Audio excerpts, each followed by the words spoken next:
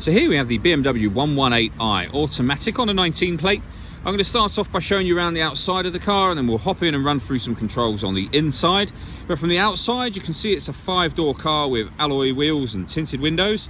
Let's start off inside the boot and then work our way around the rest of it from there. So as we approach the boot, you'll see we have reversing sensors, plenty of boot space as well, along with that 60/40 split folding rear seat, should you need to increase that space even further. Okay, so we're just going to work our way back round to the front of the car, and then we'll hop in and run through some controls on the inside. But now that we've done a full circle of it, you can see it's in excellent condition the whole way round. Just briefly before we climb in, I think it's well worth seeing the interior from this exterior point of view. There's plenty to run through on the dashboard, so let's hop in and we'll do that right now.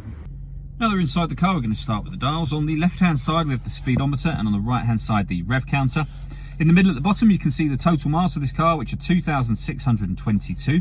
The information displayed above that can be changed using buttons on the steering wheel. And if you want, I went past it just there, you can have a digital readout for the speedometer, which you can see being displayed now.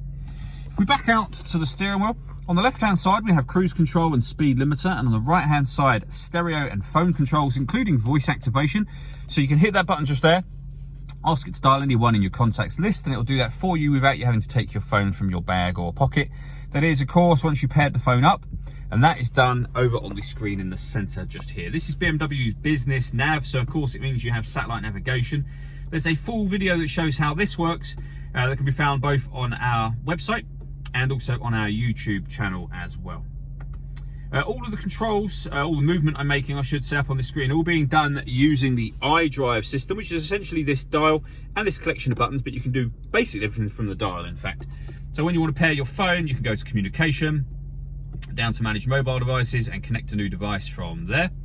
When it comes to music in this car, we have DAB, FM and AM radio, a CD player, Bluetooth audio, and a USB input as well. So plenty of ways to listen to your music. Working our way down, we have the CD player and then the air conditioning for the car. So you can determine the direction of the air, the fan speed, the temperature that you want it set at, and then hit that button to turn the air conditioning on. Same again to turn it off, or hit auto, and the car will now maintain this temperature by taking full control of the fans. You can hear it doing that now. Press auto again to turn that back to your own setting. This car's also got heated driver and passenger seats, both with 3 different heat settings on each.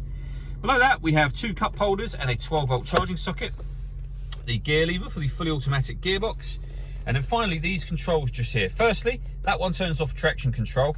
This one will change the driving setup of the car. So we're in comfort mode at the moment. If I press that button, it puts the car into sport mode. If I press it again, we will be in Sport Plus mode, which is the same as Sport but gives you dynamic traction control. Back down to Sport, down to Comfort, and at the bottom we have Eco Pro. All that leaves me to say is thank you for taking the time to watch this video. If you'd like to come and see the car in person and have a test drive, please feel free to call any of our MJA sites. We'd love to hear from you soon.